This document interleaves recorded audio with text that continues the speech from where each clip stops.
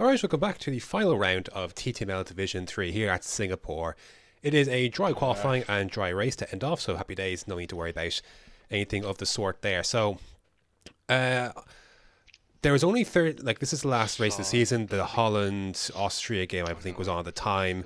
There's only 13 drivers at the time, so I thought perhaps I would wait and see how we get on the set of mediums. May as well take advantage of the numbers that's there, really. So, here's the setup. I tweaked with this a little bit during the day. It's a little different to my last Singapore setup. I found a bit more comfort in this one compared to the other one, I think. So, yeah, rest is what we're running with. A bit different, of course, but I can't remember who it's variations of whose setup. Is it Kalua's? I'm not sure.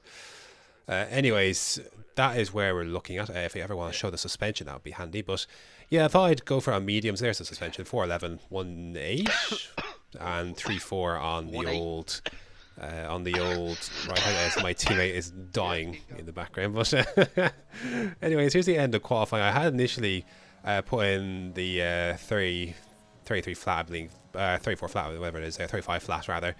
Up to the 34, it went from 7th to 4th. It was quite tight where we were. So the actual improvement actually made a huge difference. I went for a I went down on mediums. I went for a second run then after a cool down lap. I put enough fuel in the car. So I'm the highest running medium runner on 4th there. It's looking good. Superman decided to do a last first challenge basically. So that was actually good. So happy days to be that high up on mediums. Gives me, especially with like I see Stevie G and break on mediums, but then there's buffer between the guys on the softs who would get a much better run off the line. So I have some protection there. I just need to get a decent start. Or just not an awful start, and basically we can go from there, and then we can play with the strategy from there. So yeah, that's all I need to do, and we're in a good shape. With the tail of guys at the front, they should be pitting fairly early to get rid of those softs, and then we can just kind of go from there, run our race, see what happens on the hards, and yeah, that's where we'll be. I'm going to underfuel it. I never underfuel a car, but here I'm going to underfuel it because you're in the lean a lot here anyways to try and save the tires. So here we go then. Final race of the season, final league race of F1 2020. Here we go then. Away we go. Get a good start. Almost better than, considering the fact that I was on mediums and David's on softs, much better than him. I want to try and beat David because my situation is I'm 9 points ahead of him in the standings and I'm holding P3. So that's where we're at. I need to not be outscored by him by 9 points. So, but we hold station on lap 1. Really good stuff. I definitely would have jumped in if I was on softs. So Stevie G and Break then stay in their positions as well. So now we're just going to try and settle in to this race, nice and early on the brakes. So just kind of easy, soft, mediums in. It was all about tire preservation. Lap 4, this is where things begin to change. Tom overtakes Nelly, and that is important for this. And as David tries to get, I think Tom may have overtaken Nelly. I'm not sure if Nelly got him off the start. I think Tom took pole. Anyways, Dave. So I'm just waiting, biding my time back here because as David tries to overtake Nelly, these guys softs are beginning to run out already. So, you know, it's very much about just sitting back, waiting for them to basically either for their tires to fall off and they can overtake, or waiting for them to pit and then re-release. So I'm very, very comfortable here. Very, very comfortable. I'm getting back on my fuel, saving tires, using a little bit of ERS there to defend, but we're generally speaking in good shape. As missed the braking point there a little bit, or the apex rather. And again, I'm happy to sit behind here because I know Stevie G's not going to go for a wild move. I'm just going to defend the inside, just placing my car in all the right spots, as these guys are really struggling. So I knew there was a moment I was going to have to overtake Nelly soon because he's really struggling. And heading out then of this last chicane, Tom's been able to clear a bit of a gap already. That just shows you how much Nelly is struggling. And then coming out of the last corner, Nelly loses the back end, David brakes, and I have absolutely no hope to avoid that incident. And that's desperately disappointing. That's no one's fault apart from Nelly's losing the back end.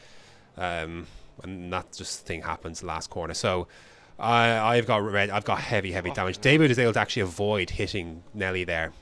So I don't know how he managed to do that, considering he was right behind, but I guess he had a bit of a chance to steer, but I had no chance to avoid that. So yeah, really disappointing. I've lost all this time. We'll go on hard to the end of the race, but my race is basically done. I need a safety car to get back into the game here, really. But we're going to try and stick this out. I can't get over how disappointing that is because I'm right there in a great position. I'm leading car on mediums, waiting for those guys to pit and for their softs to fall off. So um, I could have definitely, well, obviously, considering I got fourth on mediums, I definitely could have taken pole position. I believe on the soft combat tires. I know I could have. I was pulling those times in. I know I could have. I settled for a race strategy. Sadly, it's shit. Like, it is shit, but there's nothing to really do about it. It's not David's fault, obviously, for flipping, reacting to the car in front of him. So it's just one of those. With lap 6, I'm going to have to try and go to the end. Again, I've got sets of mediums, so if ideally, I know I said medium, so ideally there's a chance, there's a window where a safety car could come out, that'd be great. But it's going to be a long stint, unfortunately. So lap 14, Atlas Copa pitted in front, so we've been catching on him the last few laps. I've been in his DRS for the last 3 or so laps. He was about 3 seconds, 4 seconds when he came out of the pits. So I've got good pace and I'm putting that in. So we're going to try and get this done. Best run I've had out of that chicane. And this is, again, like he's 6/10 in front or so. Where it was 6/10. This is the closest I'm going to get to him. So I'm going to send one up the inside here because I need to clear this car as quickly as I can. And we get through then into P12. So we'll make up some places for people pitting, make up some places for people choosing some odd strategy choices, like pitting onto softs, for example, which I'm not sure why. But yeah, just trying to make our way through the field, just try and do the best I can. The pace is decent. Lap 19, Jokin has come out here on a set of medium tyres. Honestly, anyone who came onto mediums for their second stops or whatever the case is, they just eat. They just absolutely tear into this gap, and there's nothing you can really do about it. So I let Jokin go. I hoped he wouldn't crash into the back of me, but honestly, no, I didn't want to slow him down. There's no point in slowing him down. I just let him go and let him kick on with things. Honestly, I respect Jokin enough to do that for him. So yeah, thankfully he didn't run to the back of me, but. Yeah, because I guess it could have easily been misconstrued there, or misjudged. But yeah, just let him go. And see, Langfell on mediums. Then he's 7 seconds back, and these hards are just not in a great position. Ideally, safety car here would be great. And there's multiple times, like here for example, Falcon's gone straight through there. Multiple times where cars are crawling around the place or off for spins. Not a VSC, not a safety car, nothing. So on a race where I could have really used it, not for the first time, nothing happened. Here's lap 23, Langfell's on the back of me. Again, there's nothing I can do to defend this. And there's nothing I'm going to do to defend this. So stick to the right hand side, let him go early on the brakes. Again, run your race. Fight the fight you think you can fight. And that is not one that I can fight and win. So off he goes. See, David's actually holding P2 at the moment, so I'm like, oh man, I can't believe it. See, the back end wanted to get away from me there in the big way.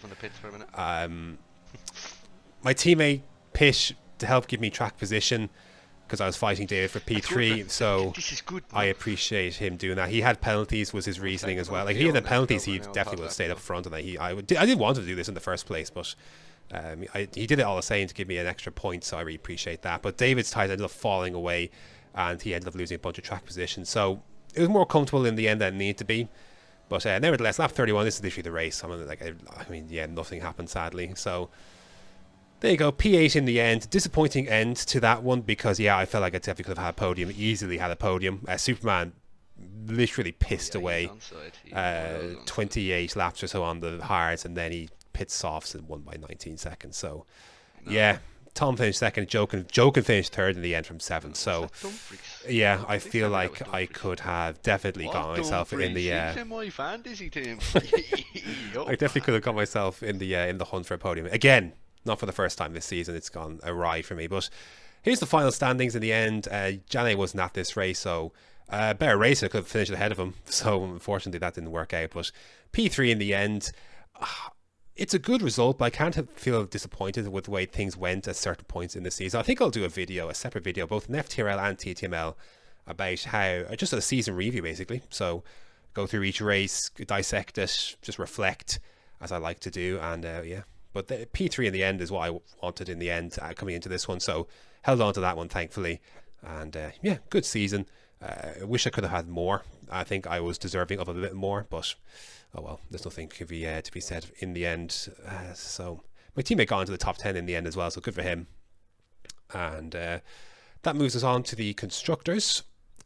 We'll move on to the constructors, try and get a look. Obviously, you can imagine that the Alfa Romeo boys kind of just pissed away with that one, really.